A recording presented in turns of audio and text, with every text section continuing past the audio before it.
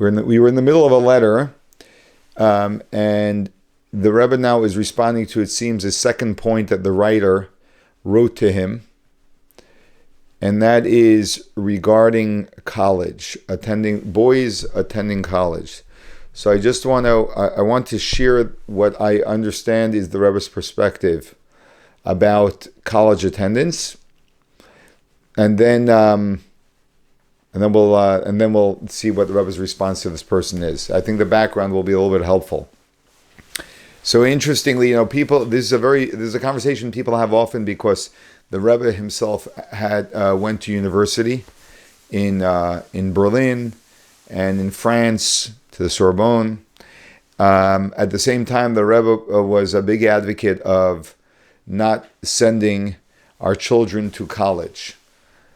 Obviously, in a religious community, that sentiment is an easier sentiment to, we'll say, maybe to convey, to follow, because that is sort of has become, in large part because of the Rebbe's influence, the standard of not going to college.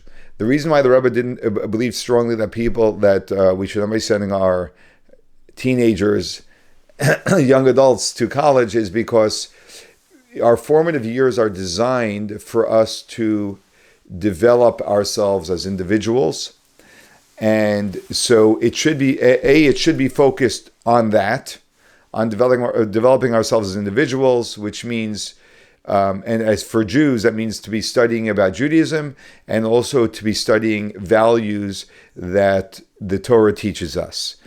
And the Rebbe saw college, universities, as a very dangerous environment spiritually for youth, because they are very impressionable, and there's peer pressure, and there are very strong sentiments in college which are not aligned with our value system.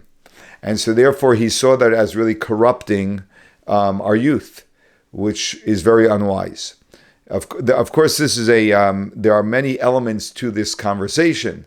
You can't become a lawyer if you're not going to go to law school. You can become a very savvy businessman without going to college. You could become possibly even better if you learn economics or get an MBA or whatever it is. But there are certain occupations definitely that cannot be done. You can't become a doctor unless you go to medical school. There's just no other way. So the question is, when is the right time for someone to do that? Is that also before they're married, after they're married, which is also an element in who students meet and marry, etc. All of these things are all different types of elements which were involved with this, and the Rebbe was very strongly opposed to our youth going to secular universities and college. Now, I want to say as well that I just want to acknowledge that if someone is raised in the secular world, as most Jews are, what I mean by that is that their home is a relatively secular home and not a very strongly anchored Jewish home. And I'll say it this way, that their home, the Judaism in their home is secondary to their, we'll call it, life. So then obviously this is not only, this perspective is not only a great challenge to the perspectives in the home, but can also be a great threat. Primarily that threat is because of the perspective that the home has, that there is a very strong sense of dependency and need on a college and college degrees and doing well in school in order for someone to make it, quote unquote, in life. And that also is a very diametrically opposed perspective from a Jewish perspective and from the Rebbe's perspective. So I'm putting all of that out there so we can try and see it as honestly as possible. And like I said, in our Monday night class last week in the JLI course, that you may find what we're learning to be threatening. This idea, this notion that we shouldn't send our children to college is a very threatening idea to the average Jew, again, because of the reasons that I just said. And I think it's important to acknowledge that. To acknowledge, that I might feel threatened by this.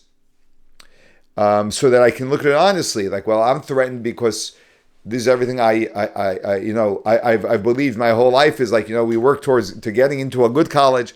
And then the whole purpose of college is I can have a good life. Without this, I can't. How am I going to have a good life? Type of thing. How am I going to make a living? So we're so deeply invested in our perspective that when we hear a different perspective, that becomes it's threatening our position, but not just threatening our position, it's threatening our entire worldview of how I'm going to be successful in life. So I think it's very important to just acknowledge that that is the way it is, right? Now, I'm going to say as well that it would require a lot of courage for a person that's primarily in the secular world, not only living physically, but I'm talking about, in their values and ideals. It would take a great amount of courage to do something different. I want to acknowledge that as well. And I also want to acknowledge that doing something different is where we see a drastic shifts. So it's like, two sides of the same coin. On one hand, it's extremely difficult to do. It requires a lot of courage to do. But when it's done, we see amazing shifts. And I'm going to give you an example that I think that at least some, if not all of us here can relate to. And actually, I'd love to hear if you can relate to it. It would be interesting to hear.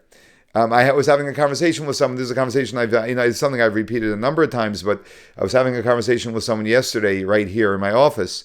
And we were, talking about, what just happened in New York, elections. I'm not here to get political, but I want to use it as a shift in society to notice something. So it's not. I don't want to get caught up in the politics of it, but the mayoral election in New York was greatly influenced by young votes. And it's not the first time we've seen that in the last probably 10 years. Been greatly influenced by young votes. I'm not saying entirely, but greatly. That's one of the influences of that. And how did that happen? How did that come about?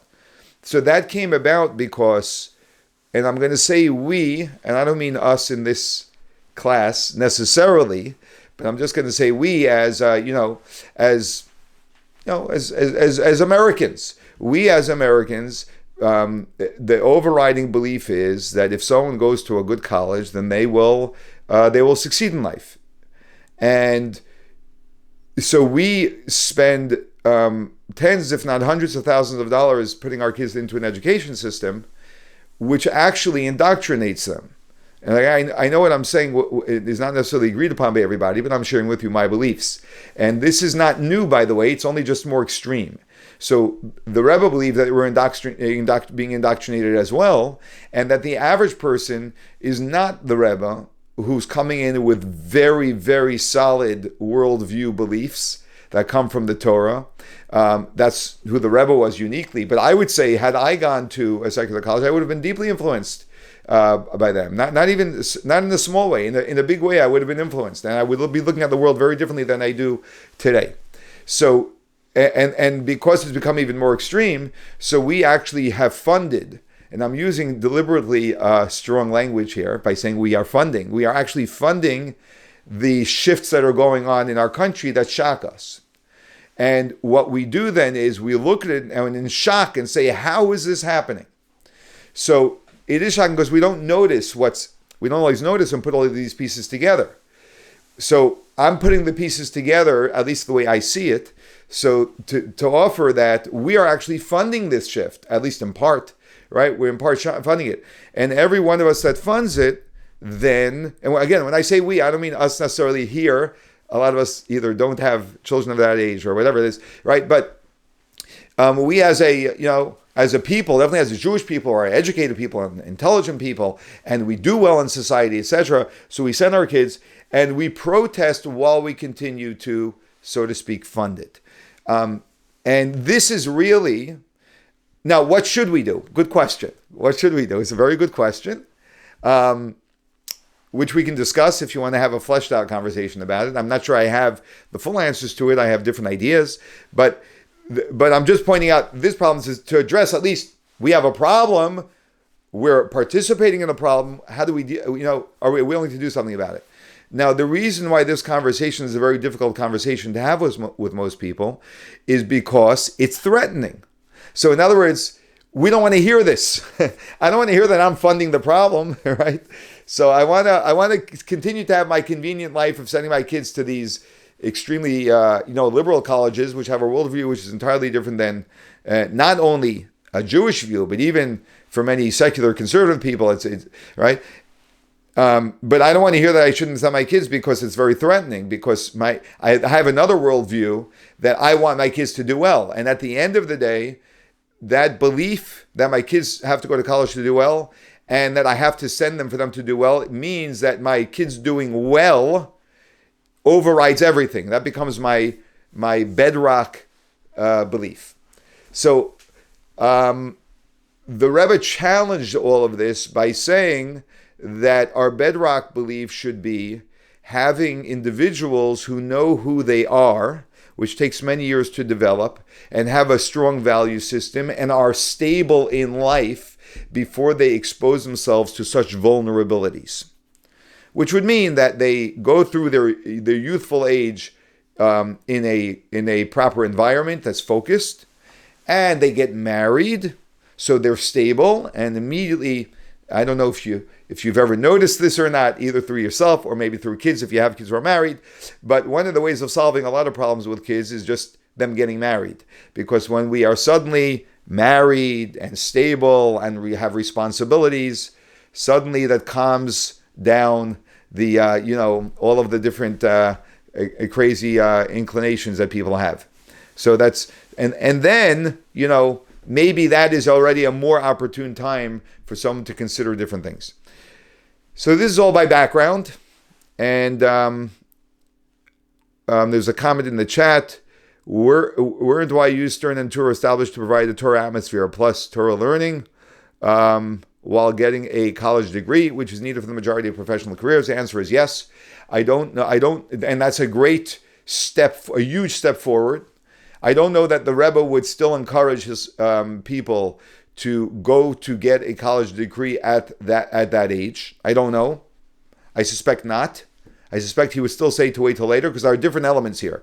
There's exposure elements, and then there's also what we're spending. At what age should we spending our time focusing on different things? Okay. Now I'll say also that when someone, a large part of this, of course, as we've read through a number of these letters, is that when a person has very strong faith in God, so then we lessen our faith and our trust in degrees in order to be successful in life. And I've never done this study, and it would be fascinating if someone did this study. I would be very curious to see the results of this study. If you go to a religious community where they don't go to college at a young age, what the success rate, and I'm talking about in the business world, is compared to other issues, to other society, to other demographics, It would be very interesting for me. I'd be very interested to see that, although that wouldn't change my perspective. And someone else just mentioned that Chabad on Campus helps to address these issues. Yes, so Chabad on Campus actually just had their annual Pagisha, which is their big Shabbaton, which I think close to 2,000 students. My brother happens to be the COO of Chabad on Campus worldwide. So they had a major Shabbaton. They're doing, Chabad on Campus does tremendous work. And in the most important time for Chabad to encounter people would be at that age or earlier, but that age is great. However, Chabad on Campus is working in deficit, meaning they're working with students who are coming from the secular world, or in the secular world, and then trying to give them a different perspective. Obviously, ideally, the even better than that would be if all Jews were not in the secular world, but we were in the faith world, in the God world, and we approached life from that point of view. If a newly married man is learning only in yeshiva, how does he pay rent? You bring all the religious community issues in here, Joyce. It's a great question. I'm not advocating. We don't. Yeah. Chabad does not. That's not what Chabad does. So it's a very good question. I'm not saying that we shouldn't be responsible people. We have to be highly responsible people. But the point though is that what is amazing is that coming from the community I come from, which is the Chabad community, where people don't have college degrees, everyone finds their way. And again, I don't know that the percentage of success and failure is any lower than it is in the secular world, which is also would be quite interesting to if we'd be able to have a study on that. How about women in college? Women in college are as equally vulnerable as men in college, right? Now again. So how do all these Orthodox women become speech therapists and occupational therapists? In America, to do that, you have to have a master's, not just a bachelor's, a master's. I'm not talking about what people do. I'm talking about the ideal that the Rebbe sets for us. Now again, a girl going to Landers or Turo or YU, that is where I would say they serve an unbelievable purpose. Okay, but for a yeshiva boy, it may be at a later time that it would be. Again, I'm not saying anything conclusively. I can't say I know factually what the Rebbe, how the Rebbe would break all of this down, but I'm giving a general perspective. Any other comments or thoughts before we jump into the letter?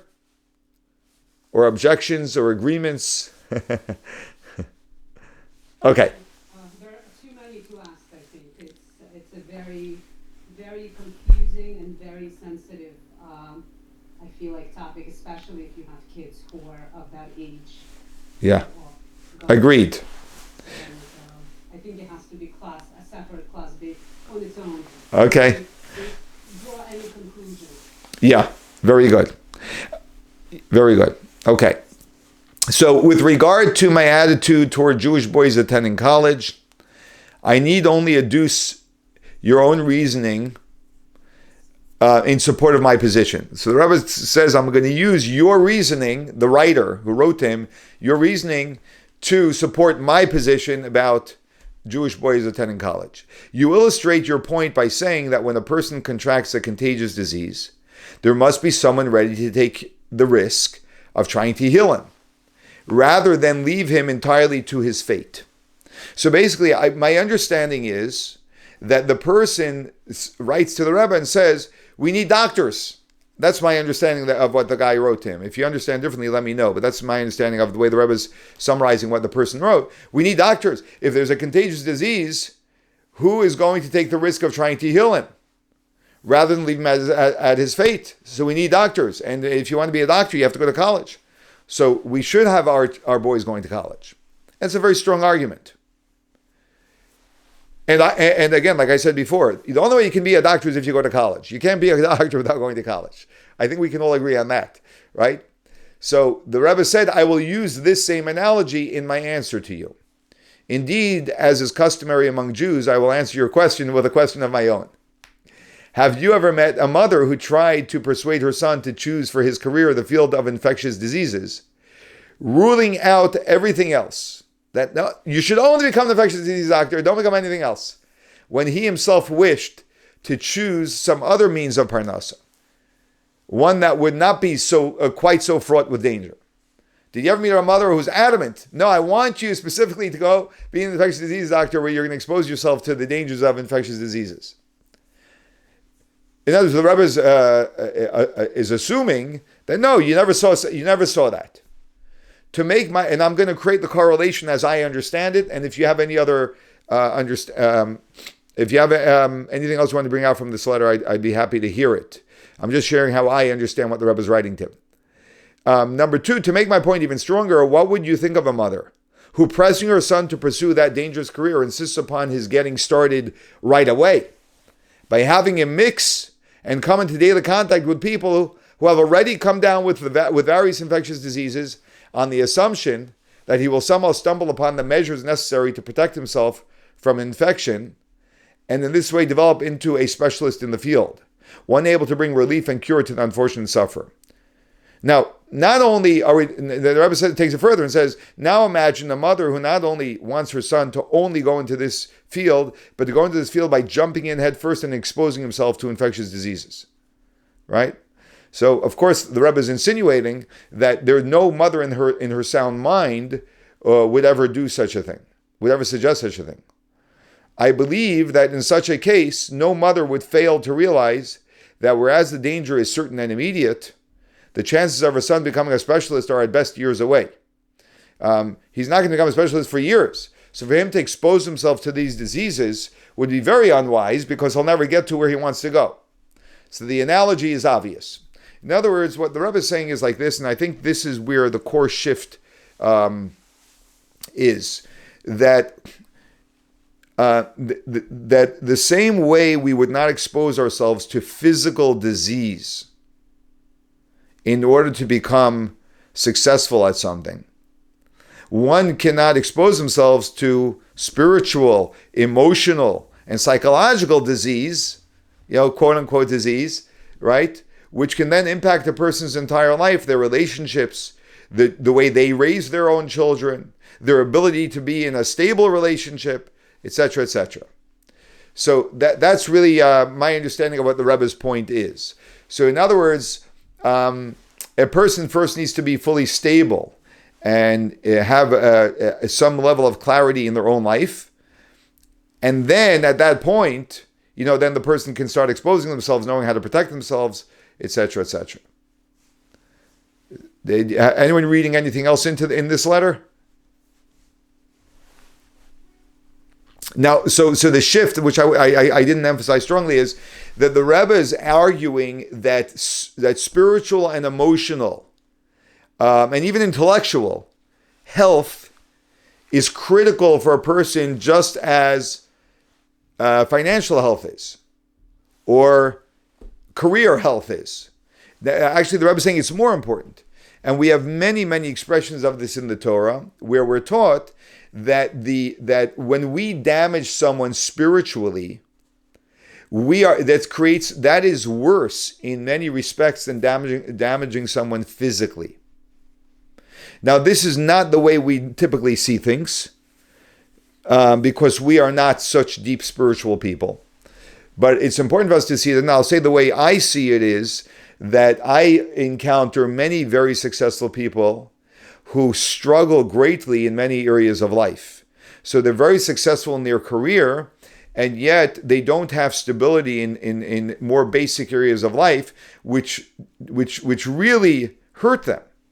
Like they suffer psychologically, they suffer emotionally, because they can't get, like there are a lot of people, they can't get their home together.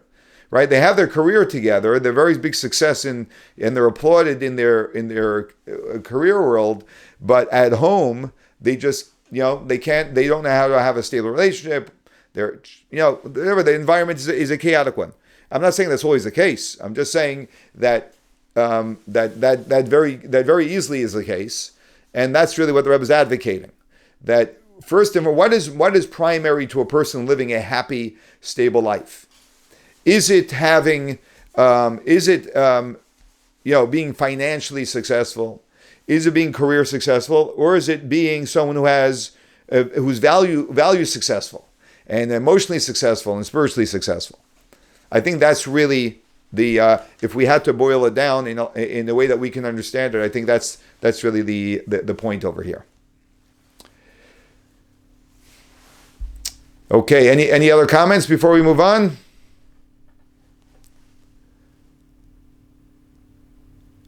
Okay, I'm just reading. There's a vibrant Jewish life despite the other outside influence.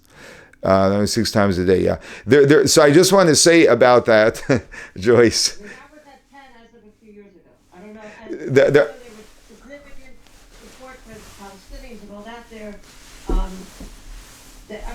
Every day, early and late, shopping, etc. And the law school even had a separate davening because they were too far from Hillel. Okay.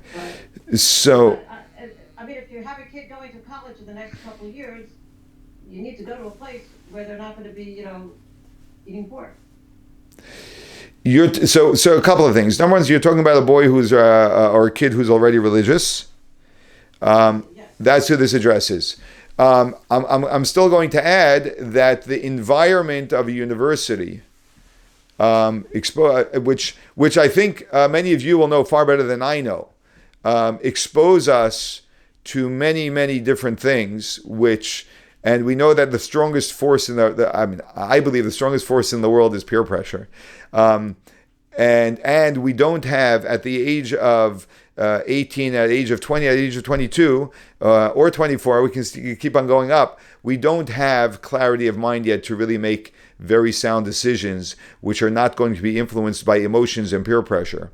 So there are many, many other elements in a college environment that we get exposed to, which is often why kids come home from school and are their parents' enemy. In many respects, whether it's philosophically, all right, ideologically, or even in the way they're living their life.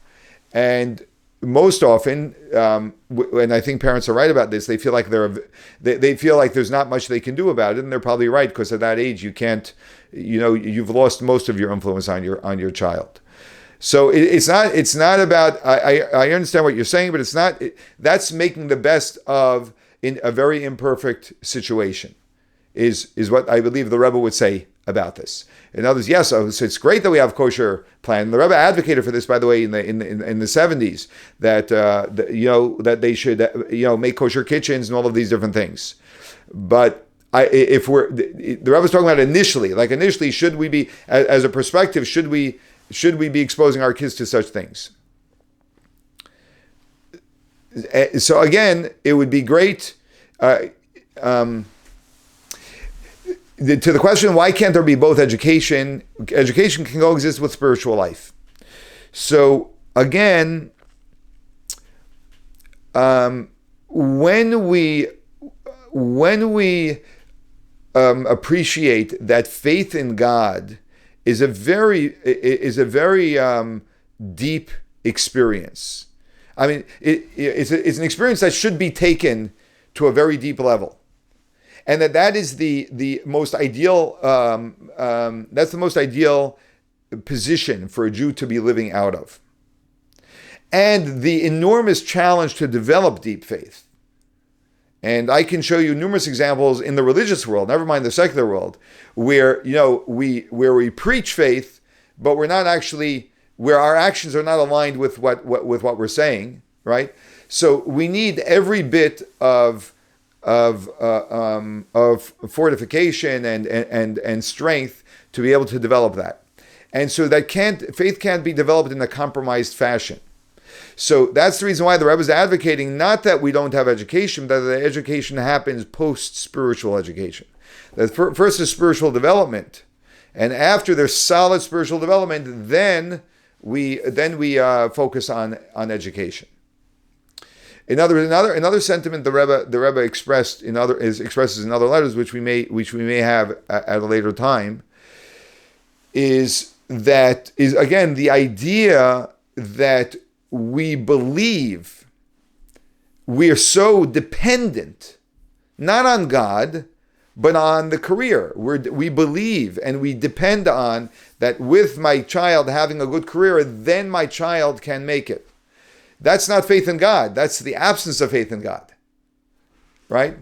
So faith in God would be that I'm going to raise my child as a devout Jew, right? With a deep relationship with God. And then when he's settled down, he's going to figure out what he wants to do for his career, and he can get an education or whatever it may be. So this is something else. And that is, again, I'm not saying this in a critical way, because I'm part of this also. Like, I know that I worry about finances way more than I should, right? Not that I'm the ultimate worrier of finances, but I'm just saying, I'm very conscious of the fact that sometimes I'm worrying about finances when there is a part of me that always reminds me, you shouldn't be thinking about finances at all. You should really just trust in God. You're doing what you need to do, and God will and God will continue to provide to you as He did until now, right? But we're human beings, and that's what I'm saying. Because of that, because we're so entrenched in the physical order, and because we're not highly super advanced spiritual people, and we're so vulnerable, this is even more important. But it's being able for me to have the honesty. I'll talk about myself, and hopefully that will give you the ability to think it think about it from from where you're at, that when I worry about money, I'm like, I know that I'm misaligned.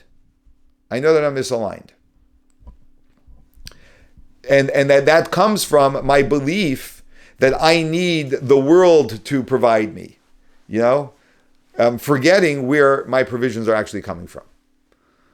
Okay, we'll do one last comment I'm going to comment on, then we'll move along. Does Chabad have a gap year program for kids after high school before college? Not for Shluchim's kids, but for C-teen kids. Well, when you say Chabad kids, does Chabad have a gap year? When you say C-teen kids are generally public school kids who are being exposed to Yiddishkeit. So they're public school kids. I don't think public school kids generally look for a gap year. Though people do. That would fix it. I mean, I'm being. That would help. Yeah. I mean, my kids. They went to Jewish schools, not Chabad, but whatever, and they each had a gap year in Israel. It's something appropriate for them, and it was an excellent experience both in terms of Jewish learning and solidifying Jewishness and all that stuff. Yeah. So this is not the place to talk about it, but I don't know, what is that, Maya Note? Is that a place like? Yeah. I'm not sure who that's for. Yeah. So just a couple of comments. The gap year was designed by Jewish schools, by religious schools.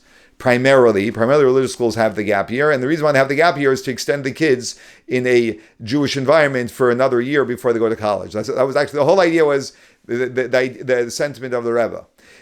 It doesn't exist for public schools, but Mayano does have a gap year for public school kids who want to experience yeshiva, and yes, that's great. That is great. Okay. Just a second. Okay, let's go to the next letter. Faith and understanding. We're still on there's something called the yoke of heaven. Okay, we call it in Hebrew Ol Malchut Shemayim, and the yoke of heaven is a phrase to refer to someone who accepts what a Jew is meant to do, and they do it the same way a yoke is placed over an ox, and the ox plows the field. Right? How inspiring does that sound to you? A man's got to do what a man's got to do, right? It sounds like an oppressive way to get ourselves to do what we should be doing. And in some way it is. So we're going to discuss that now. Greeting and blessing. I received your letter with some delay. In it, you write about the uncertainty you feel regarding commitment to Yiddishkeit. In as much as you think that life in accordance with the Torah and mitzvahs is restrictive and limits the individual in personal creativeness, particularly in the area of thinking and choosing for himself, so that it's hard to reconcile such commitment with the idea of personal freedom. Okay, so this person is raising a major point, and that is, this is, I would think we can all relate to this, that sometimes we begin to feel that following the instructions of the Torah and doing things because we're meant to do it restricts us, it limits us. And in limiting us, it also limits our personal creativeness. And it limits the way we think and choose for ourselves. So where's our personal freedom? It's a great question. So frankly, this attitude is somewhat surprising. It's a very common way that the Rebbe writes letters to people, by the way. He sort of flips things on its head. He says, it's surprising that you say this. Coming from a thinking person, I suppose the difficulty here is due to the superficial understanding of the meaning of the acceptance of the yoke of the Torah and mitzvahs, because the word yoke suggests restrictiveness. So the Rebbe is going to give more understanding to yoke, and that yoke doesn't mean we should oppress ourselves by forcing ourselves to do what God wants us to do. In truth, however, there are many things in the daily life which a person accepts and follows without question, even if it be a highly gifted intellectual with a searching bent of mind. Since you attend college and have no doubt studied science, you surely know that one does not go about starting everything in physics and technology from the beginning, by verifying everything through personal research and experimentation. For example, a person will board a plane without first having researched into aerodynamics. etc., to verify that it's safe to fly in it and that it will bring one to one's destination at approximately the scheduled time. No one starts investigating, well, does this type of plane actually work? Because I'm risking my whole life when I come on it. No, we don't ask any questions, right? We trust that all of the physics that was studied and the technology that was developed, it works. Or take an example from the area of physical health. So let me draw the correlation already, which I'm sure you're drawing yourself. But so the Rebbe is saying, when God, the creator of the universe, tells us to do something, and specifically he tells a Jew to do something who has a unique soul. So it's not just like a yoke, I have to do this. It's like, I know this works. The same way I go into a plane, I know the plane works. I know this works. Or take an example from the area of physical health. There are well-established things which are useful or harmful to one's health. A person will not go about trying to verify the utility or harmfulness of a particular drug through personal experimentation. Even if a person has a strong inclination to do some research and experimentation, he will surely choose such areas which have not previously been researched. This generally accepted attitude is quite understandable and logical, for inasmuch as experts have amply researched into these areas and have determined what is good and what is harmful for physical health, or have established the methods as to further technological advancement, it would be at best a waste of time to try to go over all those experiments from the beginning. On the other hand, there is no assurance that he may not make some error and arriving at wrong conclusions with disastrous efforts, as experience has shown in some cases. In other words, if research was done and they've come to conclusions and those conclusions are working, for me to revisit all of that is completely unnecessary. It's a waste of time. And if I come up with some, to say, no, this is an error, it's a mistake, and through me drawing the wrong conclusion, can have disastrous effects, that would even be a worse scenario. What has been said above in regard to physical health is also true in regard to spiritual health, and how the neshama can attain perfection and fulfillment. All the more so since spiritual health is generally related to physical health, particularly insofar as a Jew is concerned. And if we consider, which is a very important factor to consider, that spiritual health is related to physical health. And in fact, we know that physical health is directly affected by our spiritual health to such an extent that when someone has strong spiritual health, they heal much more quickly physically. So then we don't have to figure it all out, right? But we know that this works, and therefore in that trust we do it happily, not as a burden. And it's not coming in blind faith. It's coming in the same quote-unquote faith that we have in an airplane, which is not really faith. It's really just knowing that the research and the history has proven this to work. Now, the creator of man, who is also the creator and master of the whole world, surely has the best qualifications that might be expected of any authority to know what is good for man and for the world in which he lives. In God's goodness, God has already provided us with complete and final results, having put us on notice that if a person will conduct his daily life in a certain way, then he will have a healthy neshama in a healthy body, and it will be good for him in this world as well as in the world to come. He has also left some areas where a person can carry on his own experimentation in other matters which do not interfere with the rules laid down by him. It's the different types of studies that we do and discoveries that we make.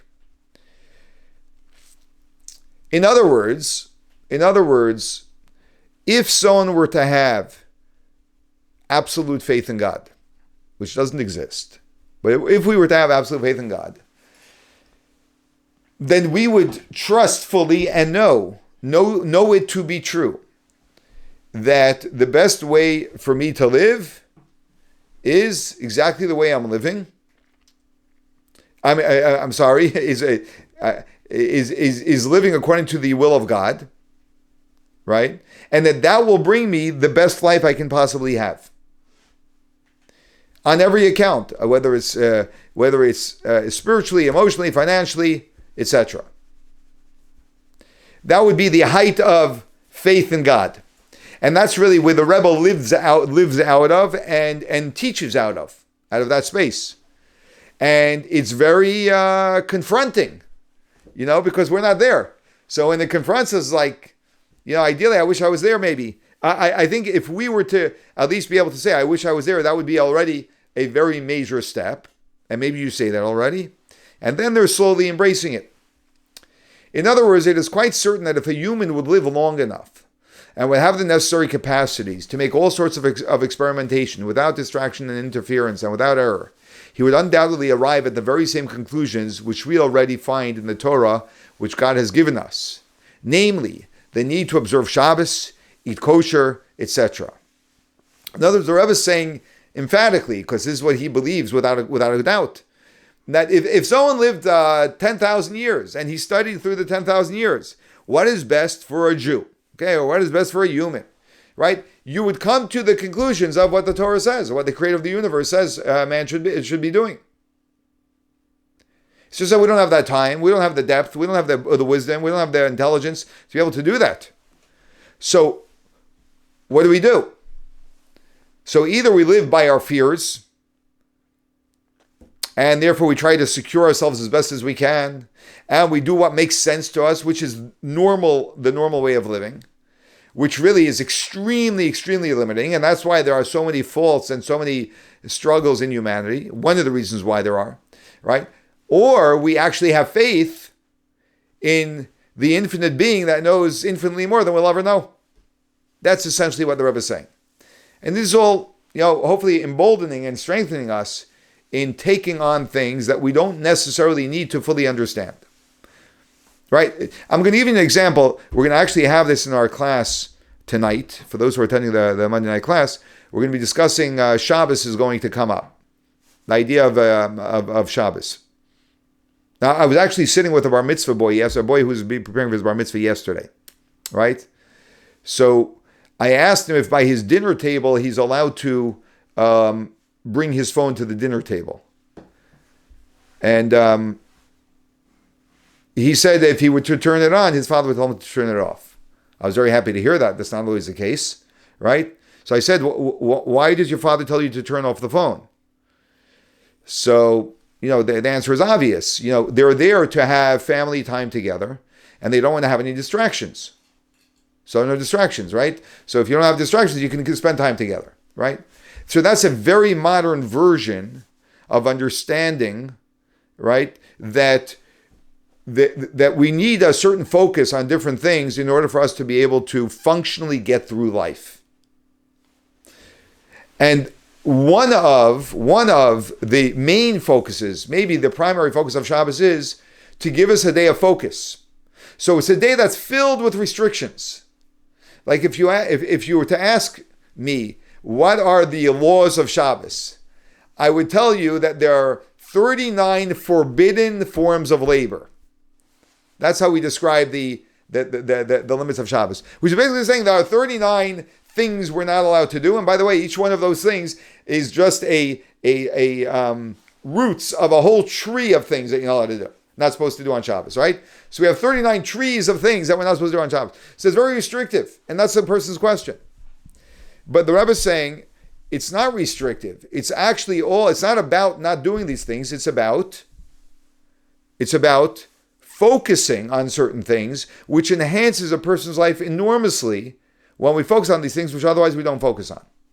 So this is all what the Rebbe is conveying in this letter. Now, the point I wanted to make is, who is going to come in their mind and come to the conclusion that we should observe Shabbos? There's a guy you may have heard of, Lahavdil, his name is Charlie Kirk, and he came to the conclusion that he should observe Shabbos. He used to shut down on Shabbos. He's not Jewish. He wasn't Jewish, right? But he came to that conclusion. Do you know anyone else who came to that conclusion? I don't. One guy who's actually an extraordinary individual, an extraordinary person, he came to that conclusion. Most people don't have the discipline, would never put themselves under that discipline on their own. Again, because of our humanness, right, and our limited ability to self-regulate, we wouldn't do such a thing. So God comes and gives us this opportunity and this gift to say, I'm instructing you, I'm giving you the guidance. You don't have to figure this out on your own. I'm telling you, you need a day to realign yourself every single week. And that's just one example. The other example the Rebbe says is kosher. We can use all of the entire Torah is that for us. That's really what the entire Torah is. But as mentioned above, God in His infinite wisdom, we're now on page 53. God in His infinite goodness, and it is the nature of the good to do good, wish to spare us all the trouble, as well as the possibility of error, and has already given us the results beforehand, for the benefit of both the person who has the inclination and capacity to search, as well as for those who do not. It's like you hear a story about maybe one of these crazy stories where a 13-year-old kid took his mother's car keys or father's car keys and drove the car, got into a crash, right? And you tell your 13-year-old kid, that's why we don't let 13-year-olds drive. You say, oh, you're so restricting, everything's so limiting. It's not restricting. It's actually serving you. This is for you, right? All of this is for us. So God in His infinite goodness, there are different ways of looking at the Torah. Some people say God's restricting us. That would be an obvious conclusion. But a much deeper conclusion is God, who loves me infinitely, has given me what will bring out my greatest success in life. Of course, success is going to be defined very differently than the common street person will describe it. But that's what God's doing. So it's not a yoke by any means. It's actually God gifting us with such a blessing of vision of how to look at life, even before we understand and can relate to fully the vision that God has. So the expression yoke in relation to accepting Torah mitzvahs in the daily life. So now the Rebbe is saying, so why do we use the term yoke, which does mean sort of an imposition, to impose upon the ox to do something? The reason is to be understood in the sense that human nature makes it necessary to act on imperatives. For human nature and the Yetzer Hara, the evil inclination, are such that an individual might easily succumb to temptation. I just want to say that this speaks directly to college. Directly to college. I don't want to. I won't articulate specifically, but you probably know maybe better than I do, because I don't even know half the things that go on in college. That I know myself somewhat. From the little bit that I know myself, I know that had I been in college, I would have done a lot of different things that would have costed me time, lost time. They would have been physically and emotionally unhealthy things, and maybe some things that I would have gotten so caught up in I would never have stopped doing, which would have changed my life entirely. I have no doubt about that. So, in the same idea, we have to know that we have a Yetzer Hara, an evil inclination, and we easily succumb to temptation, right? I challenge you to see if you don't succumb to the temptation of food today, even if it's in a very small way, right? Right. So like with everything, right? We have I don't know, it may be $1 billion industry, the dieting industry. I don't know how big it is, right? But why is it such a big an industry? Because for one reason, we have a hard time regulating ourselves against our evil inclination. That's what it is, against temptation, right? And that's from the finer of our temptations. Okay, food should be the worst of the things that we do. Temptation is sweet at the beginning, but bitter at the end. But human nature is such that an individual may disregard the bitter consequences because of the initial gratification. The Rebbe writes this nicely. He says that the individual may disregard. we always disregard. We frequently, disregard the bitter consequences because of the initial gratification. And this is our weakness, and that's fine. God designed us this way. It's not an accusation, but it's an awareness that we have to acknowledge and then realize that God gave us a Torah to help us overcome this challenge.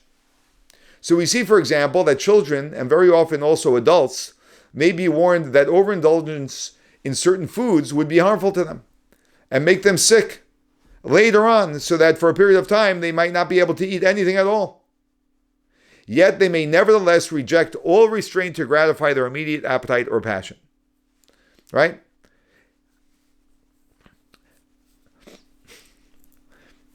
Yet they may, and we see today, and I don't want to say any specific examples, but we see today that in our country, in America, the land of abundance, that in our affluence, we have a very hard time making sure that our affluence doesn't hurt us.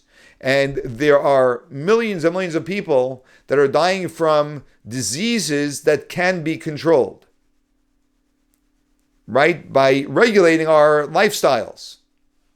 But it's very, very hard to regulate ourselves. It's extremely difficult. So let's acknowledge that, is what the Rebbe is saying. Let's acknowledge that. And if that's the case, let's then take the Torah as a guide and in a certain respect as a yoke against our inclination. It's a yoke to our inclination. That's what it is. Imagine if we were able to put a yoke on our evil inclination. That would be fantastic. So in a like manner, God has given us the yoke of Torah and mitzvahs, telling us that whether one understands them or not, or whatever the temptation may be, one must carry out God's commandments unquestioningly. So what does God do? God gives a system where we sign up to a commitment even though we don't understand it fully. But that's putting a yoke on the inclination.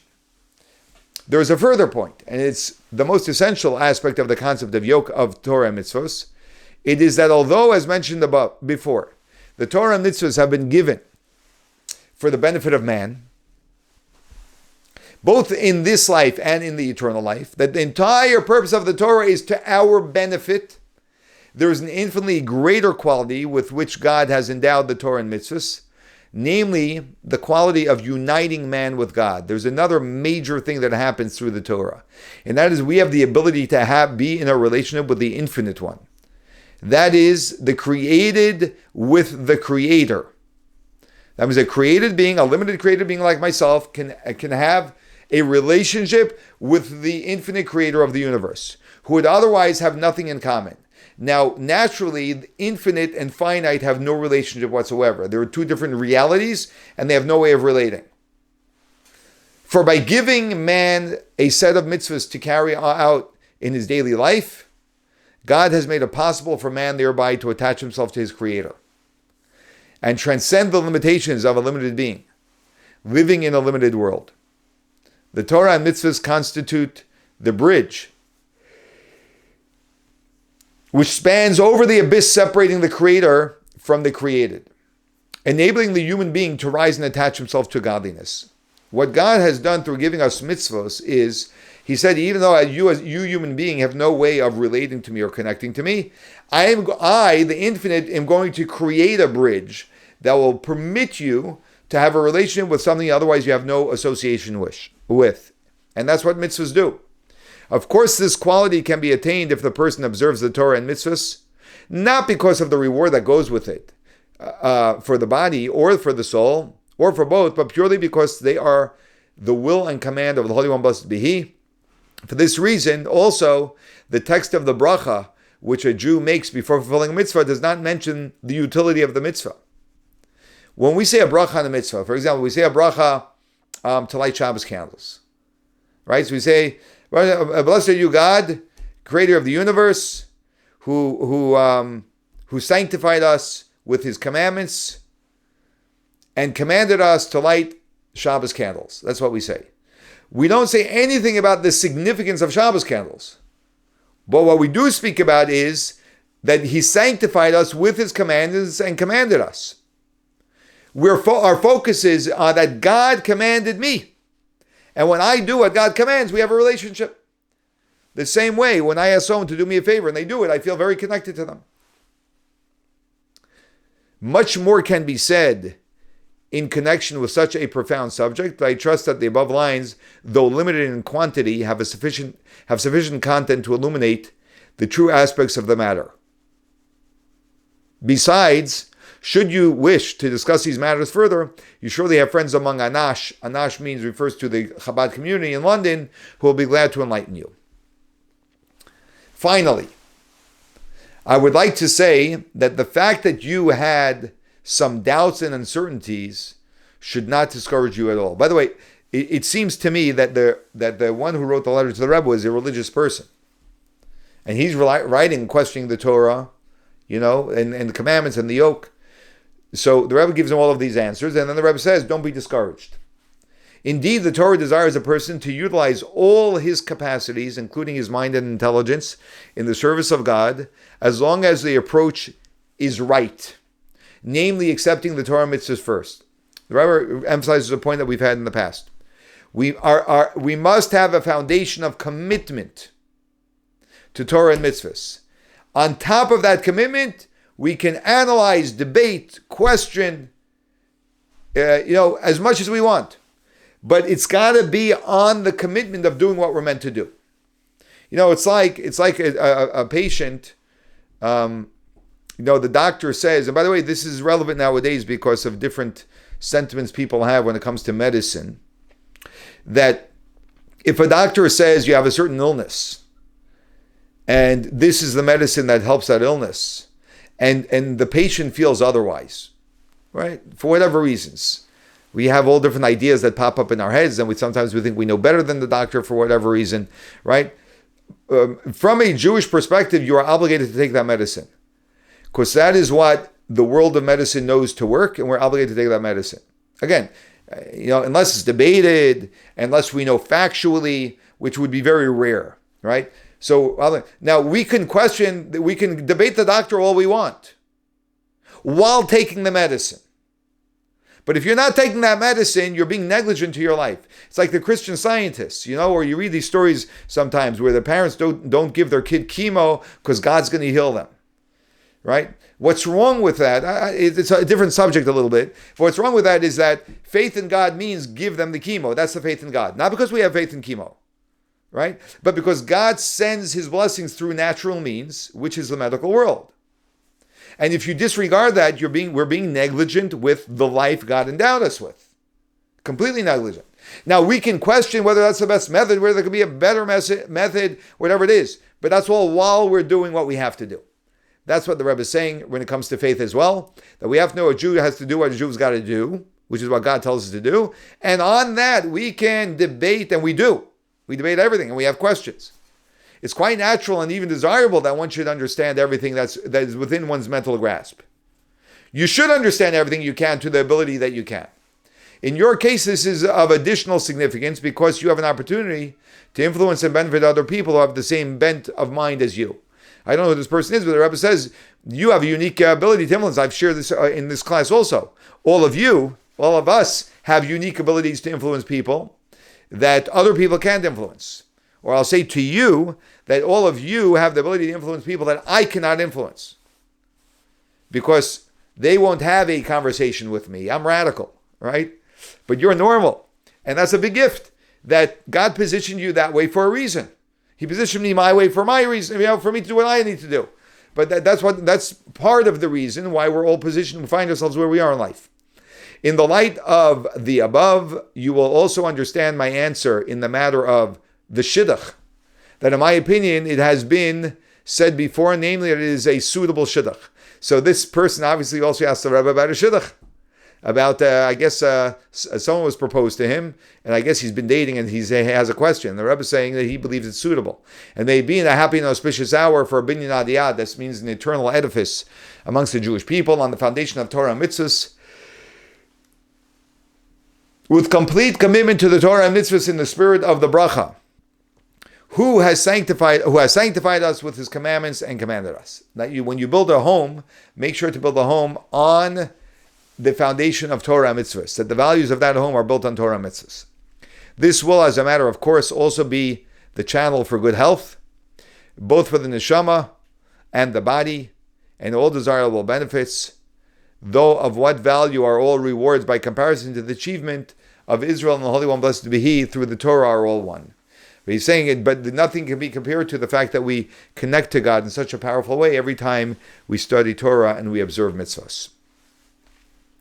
Okay, we are going to start. Any comments or questions?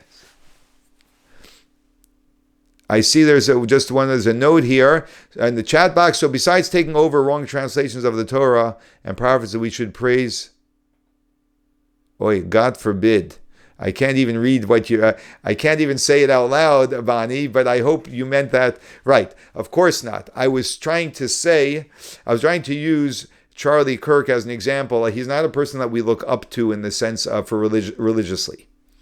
At all, in any shape. And that's why I used the word lahavdil, which means to separate. That he was a great human being, as what we would call a righteous Gentile of the world. I believe that is the case. I believe he espoused very good values overall. I'm not talking about spiritual faith values, which, he had his beliefs. But I was just using it as an example of he did have the wisdom to come to the understanding of the value of Shabbos, which means to shut down. Now, there's hardly a person I know in this world who will shut themselves down. I don't know to what extent he shut himself down on Shabbos either. Okay, thank you. I appreciate you understood. I don't know to what extent he shut himself down on Shabbos. But even to the extent that he did, there's hardly a person that has the self-discipline to do that and the honesty to say this is what I need. That's the point I was saying, and saying we have to recognize that. That's not a criticism. It's just that we all have an evil inclination, and we all are biased. We all have agendas because we all seek comfort over many other things. So we have to be aware of those handicaps, so we can look at subjects objectively, including the subject of college, which is a very, very difficult subject, but also to look at it as honestly as possible. We'd be surprised by solutions we can come up with in making sure our children have an outstanding secular education, where they can, let's say, pursue the career that they want to have, while it being done in a much safer environment than your classic college. Like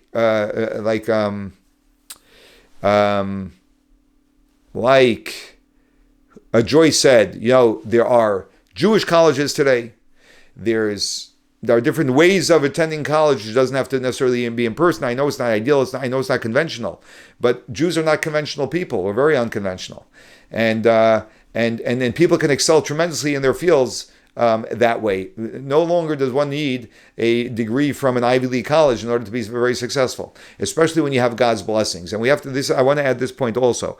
When someone will give their child their college education in a much safer environment, even though it doesn't come with as prestigious a degree, I will promise you that by doing that, because you're doing it so that your child will be closer to God and more attached to God in their life, that the blessings they will have in their career cannot be compared at all to any Ivy League piece of paper. At all. In other words, in practically feet on the ground success, concrete success that they will have in their life, there is because it's going to come with such blessing because of such commitment that you can't imagine. That's how we bring the divine blessing into our lives. And divine means infinite blessing. Any blessing that we receive from this world can only be a limited blessing, because this world is a limited place. But when we include God in it, we bring infinite blessing into what we do. Okay, my rant is over, everyone. Have a wonderful day.